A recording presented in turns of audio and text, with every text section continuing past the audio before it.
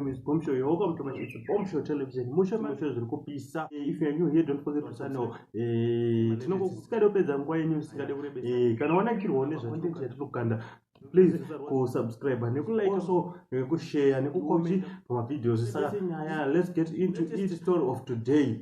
Sangana inayo. Ndodzangova nharo achandibvunza kuti kusenda da akasike kutanga akasike kupedzisira futi kugara ndichibayiwa moyo wangu unobatika ndinoda kumbotiwa zvekupindisana hatidi futi zvekusorambana kudedza vatete tomboonesana dzimwe nguva unodiwa mangwana tofuma otosiwa madiramba maimwana naye Mwari ngauzanidaro mujolo ngauzanitemesa musoro kuda kundipinza mutorongo aiwa andina zororo ngauzanidaro mujolo ngauzani yesa ichinyohani chiri kubuda mai manje after handizvide zvavanonidza handizvide so musi wafriday nenge 7 October Friday dzakatarisa